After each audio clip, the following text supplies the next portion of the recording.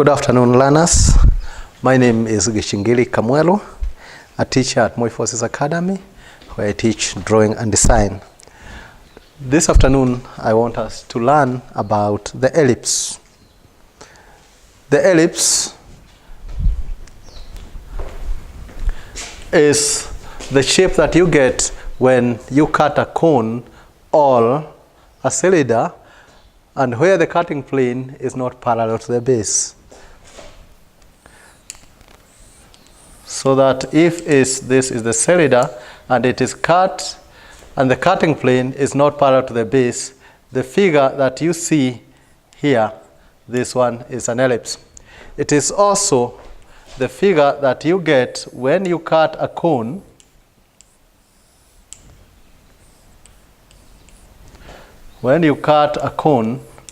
and the cutting plane is not parallel to the base. An ellipse is definable also as a locus. It is the shape or the locus, let's put it as the locus of a point which moves such that the total distance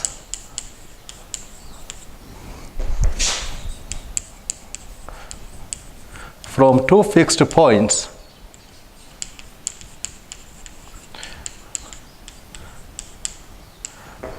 and those points are called foci is always constant.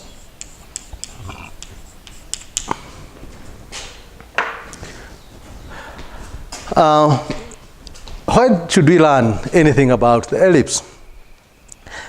The ellipse is useful, especially in landscaping architecture, where we have elliptical pods, ornamental pods. In all windows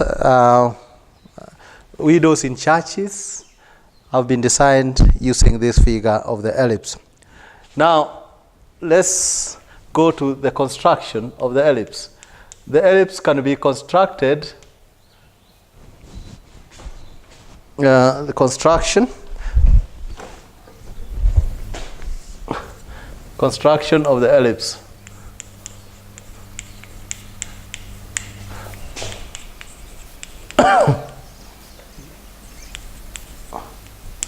There are three methods that we can be able to use, and the one is the concentric Sockos method.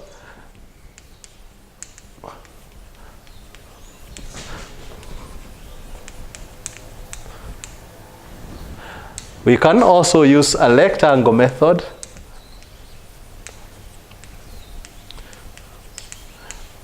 and we can use the foci methods. Those methods are not exhaustive, but these are the methods at the level of Form 2. Otherwise, going forward, we can learn about the Trammell method, and we can also learn the dielectrics method and other methods.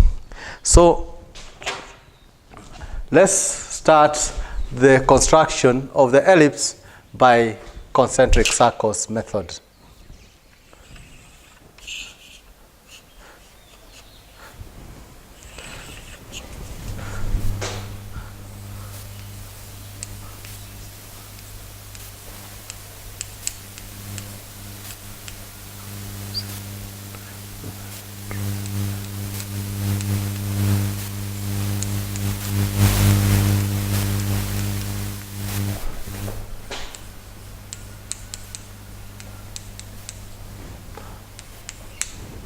Concentric Sockos method.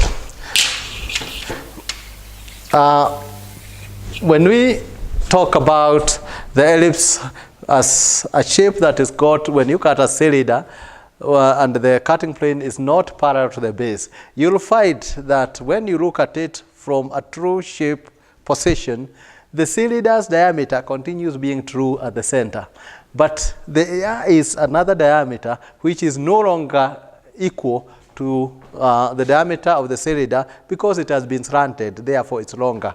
So the ellipse ends up having two diameters. The bigger diameter now is called the major axis, and the smaller diameter, which is true here, would be called the minor axis.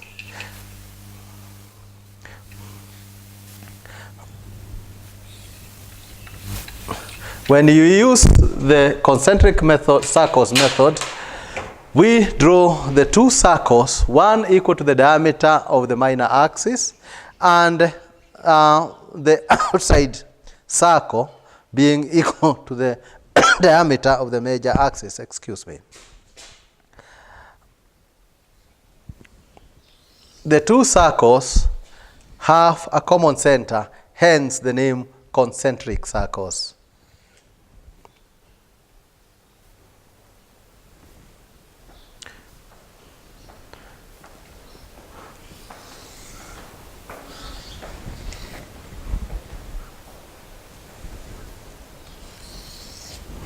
So we start by deciding what are our circles going to be. When we use the concentric method, Sockos method, let's have the major axis. Major axis is equal to 90 centimeters, millimeters, and minor axis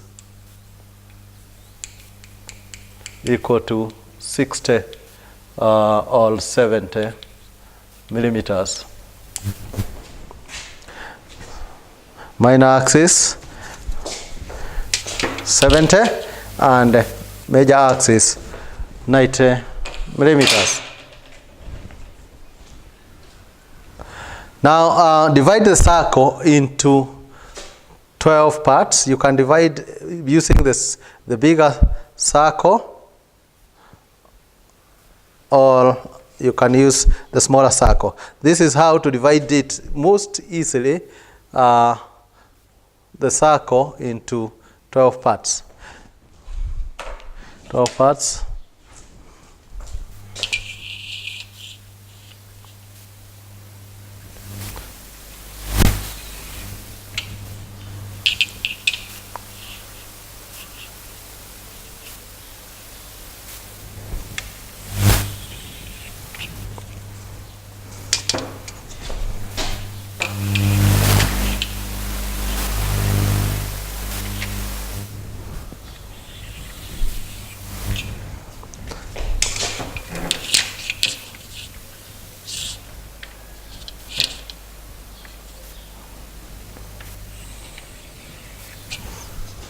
A circle is divided by 12 parts. So it's also good practice in engineering drawings that every time you have those divisions, you name them or you number them.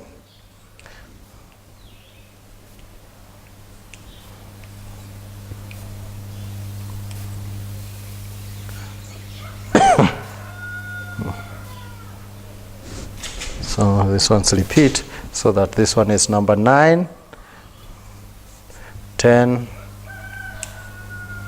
11 here, and this one is 12. So there are 12 divisions. Now proceed to join the vertical divisions for the larger circle, so that 2 joins 6, as long as they are aligned there. 3 joins 5.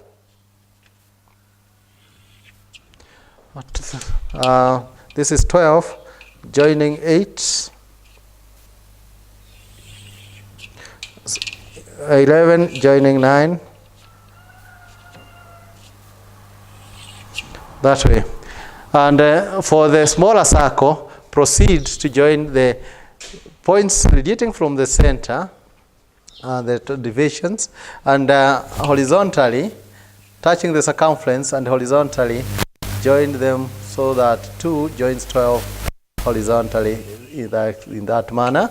So 3 joins 11 horizontally as they touch the small circle, the division for the small circle. And horizontally also for number 5 and number 9.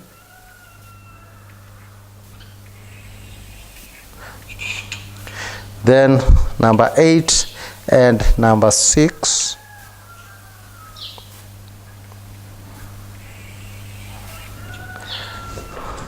And we can use now colors to determine the shape of the ellipse at the point of intersection between all the verticals and the horizontals, and taking that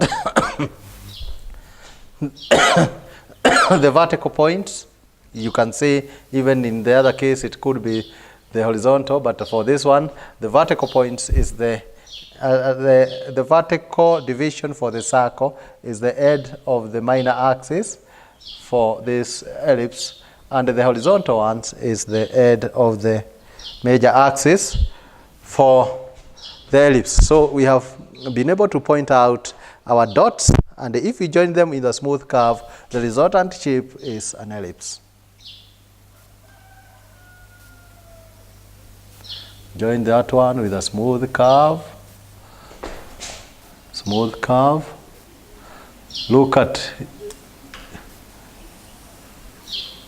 when you are drawing the curve, look at how best you are able to get the positioning for your body size so that you draw a smooth curve. When you do it on the drawing table, sorry, you don't have to be seated. You can start, take a good positioning of the body so that you enjoy these two parts with a smooth curve. So, and that is the ellipse. That's the ellipse. That is the ellipse by concentric circles method. The ellipse by concentric circles method. So we go on to do the ellipse now by the second method called the rectangle method, using the same sizes so that we have the major axis as 90 and the minor axis as 70. Draw a rectangle equal in area, equal to the major axis and equal to the minor axis. So our rectangle is there.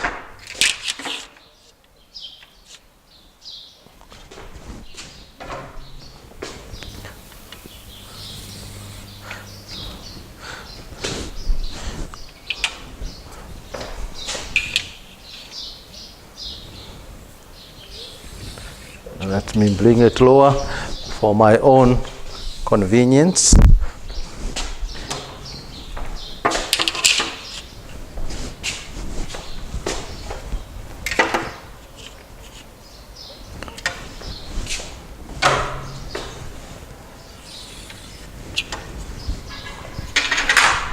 So if the two of them are rectangular,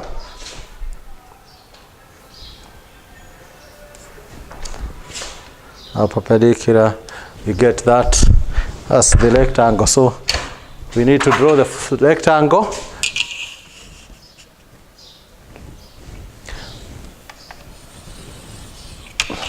Rectangle.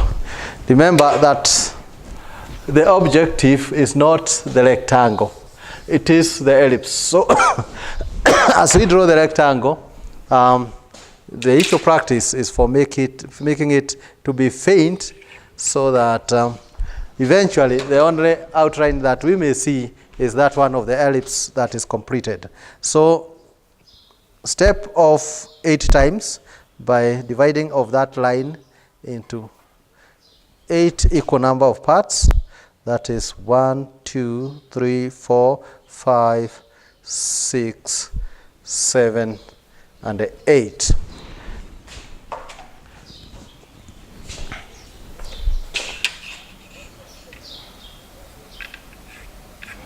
Join the last part.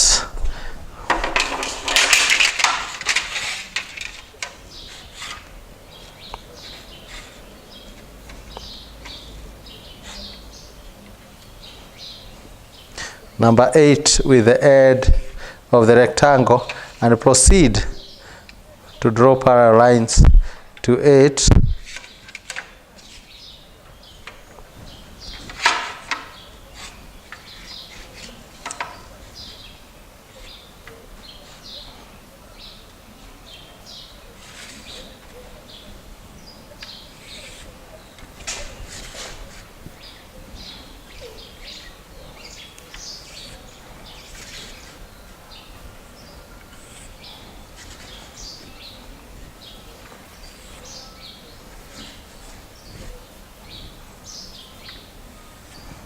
Remember, as you do it, you can turn the set square the other way because it continues being 90 degrees.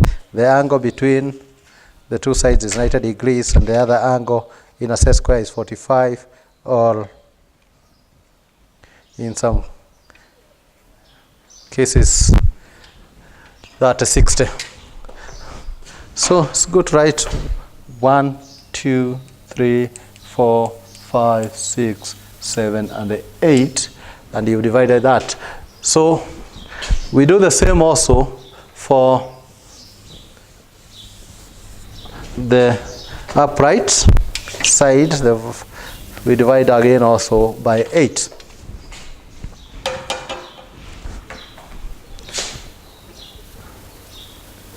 One, 2, 3, 4, 5, 6, 7, 8.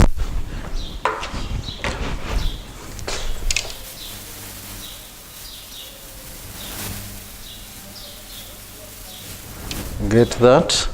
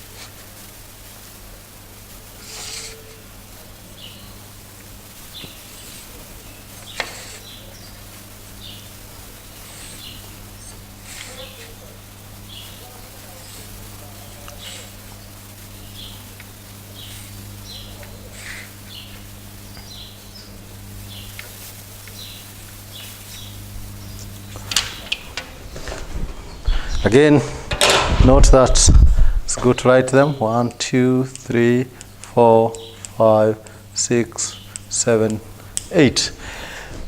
This eliminates the possibilities of ambiguity, and where you divide one side by 7 or 9 and the other side by 8. So all of them should be divided the same way. Take number 4, which is completely the center, and proceed to join the lines at the center, dividing the square, the rectangle, into 4 equal parts.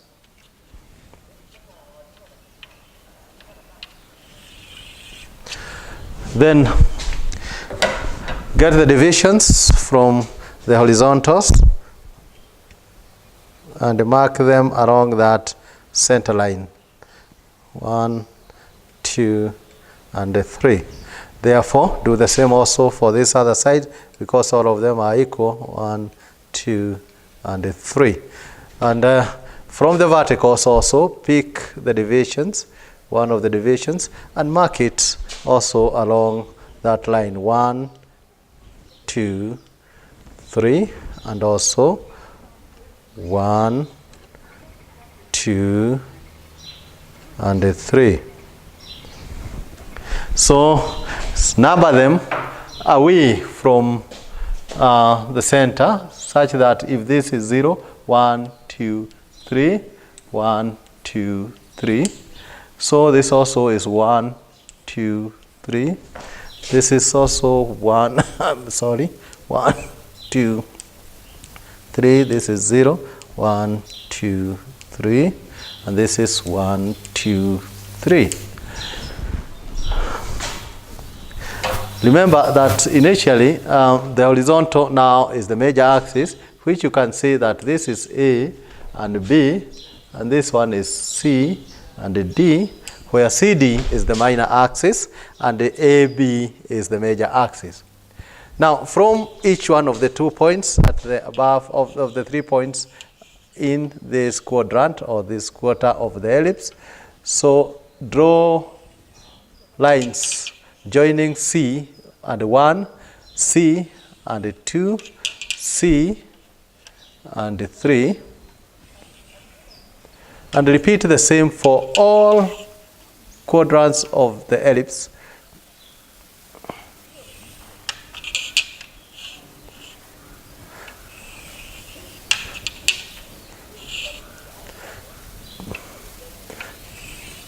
Taking care to see that your lines are faint but legible to you, because you can't confuse yourself in a quagmire of lines if they are too faint, and they are going to be untidy if you make them too thick.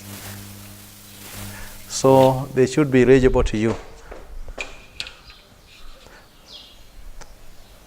So join again, 3, 2 and 1 to D, just like you did to C,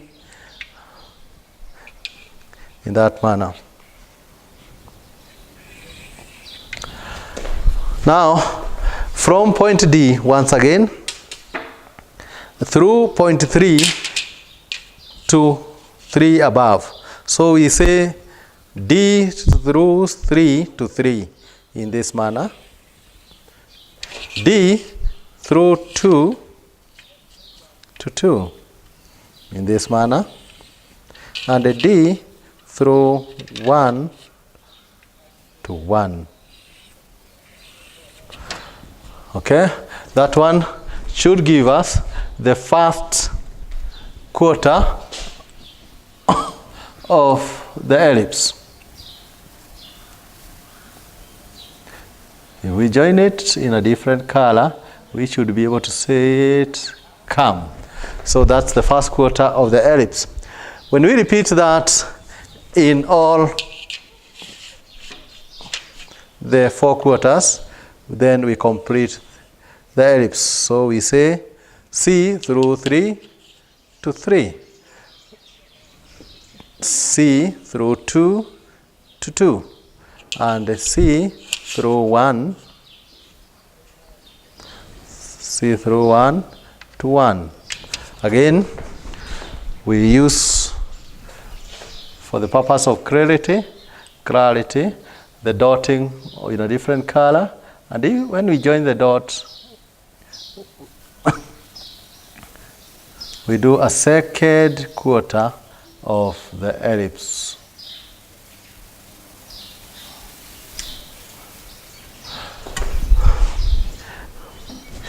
So on the left hand side, then from D through 3 to 3,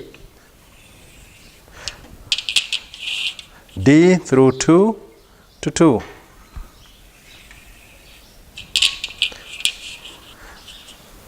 D through 1 to 1, and now C through 3 to 3, 2, C through 2 to 2,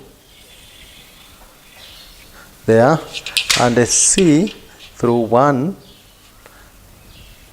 to 1, in that manner. So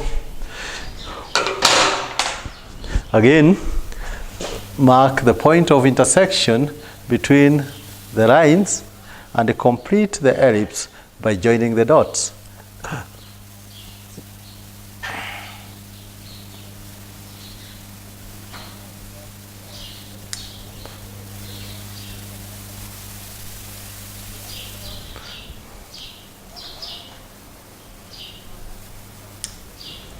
So, as we said earlier, the method is called the rectangle method. the rectangle method. This is just the rectangle method because the entire construction is generated from a rectangle.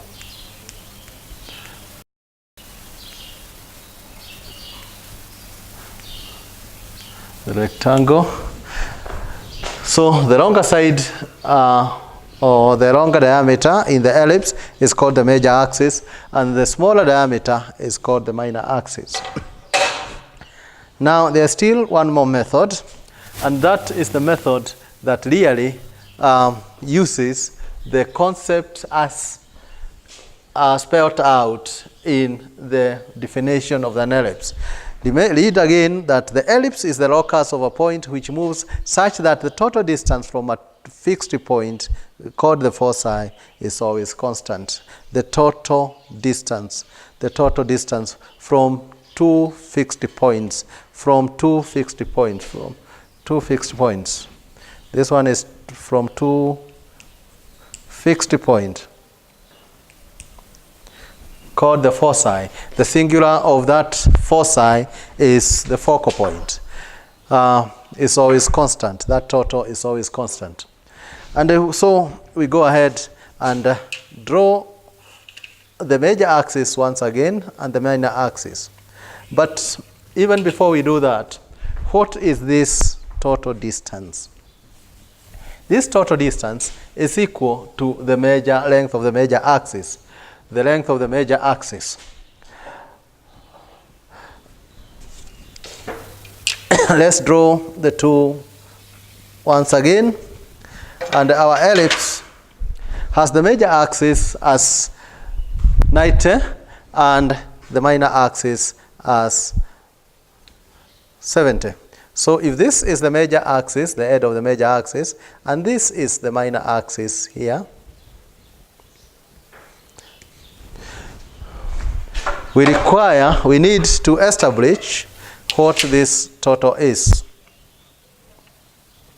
This is, and that total we have said is equal to the length of the major axis. So our AB is the major axis here once again, and our CD is the minor axis.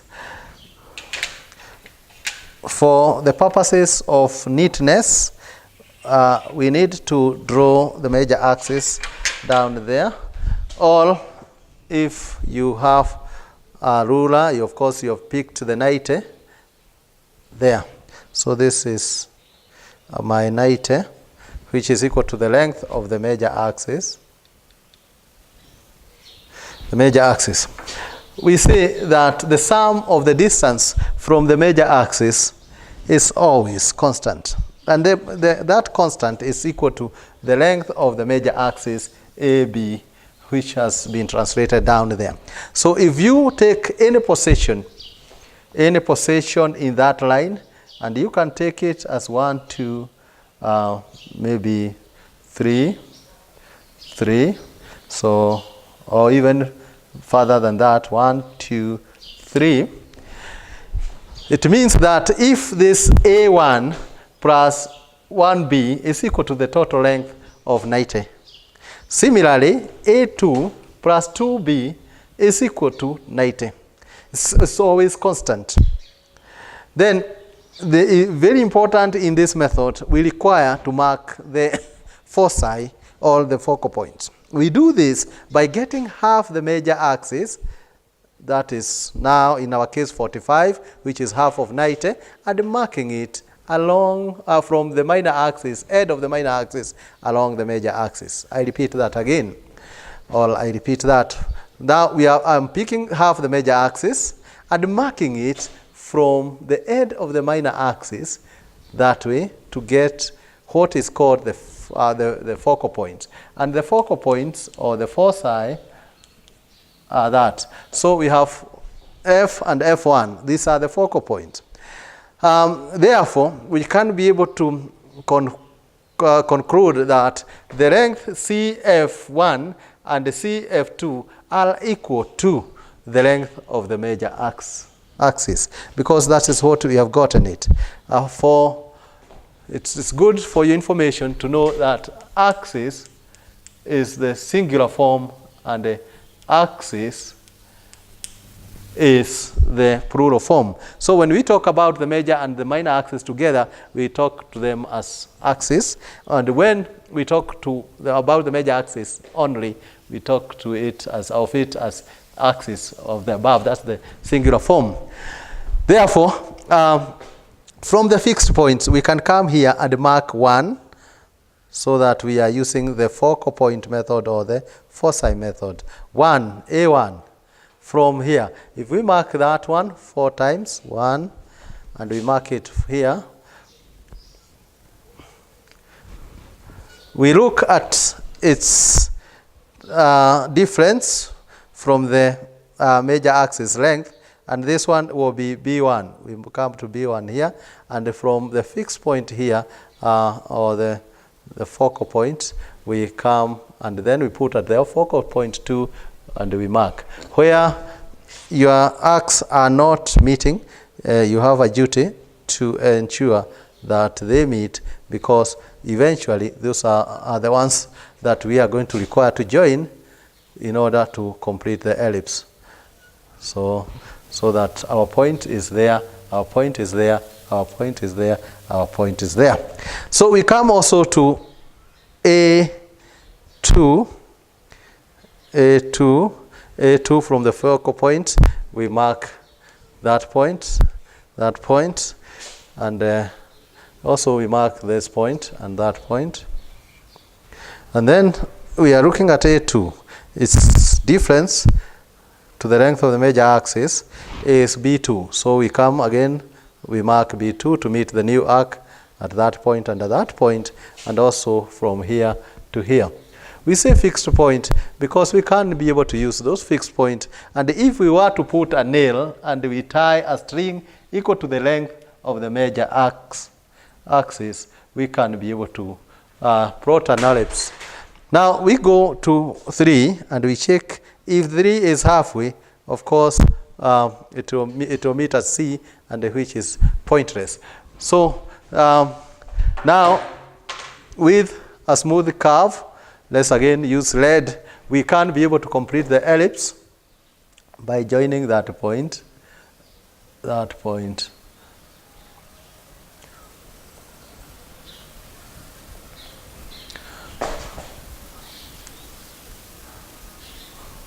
That point, that point.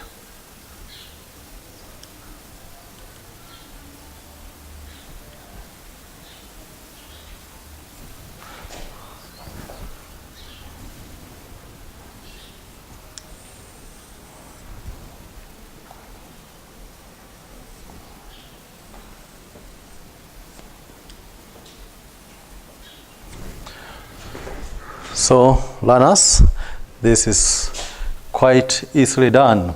So you are going to realize that the closer the points are, the smoother or the finer the curve. So today we have been able to learn 3 methods of drawing the ellipse, its definition, and why, the rationale of why we should learn the ellipse at all. So this one is, as I said, is called the foci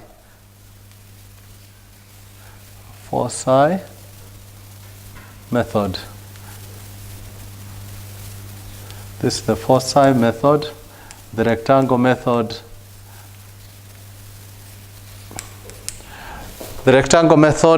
and the concentric circles method. We have also said that there could be the directrix method when we are given the eccentricity and of the ellipse, and also there is the trammel method, where we use the trammel, which is a piece of card or stiff paper for the purposes of construction of the ellipse. Now for assignment, I would like you to draw an ellipse using the 3 methods. Use the 3 methods learned in this lesson to construct an ellipse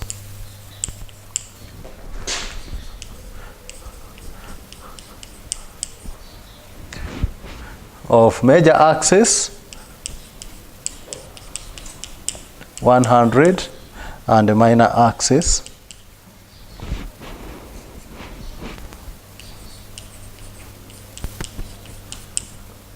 70, and these ones are millimeters. Thank you so much. God bless you.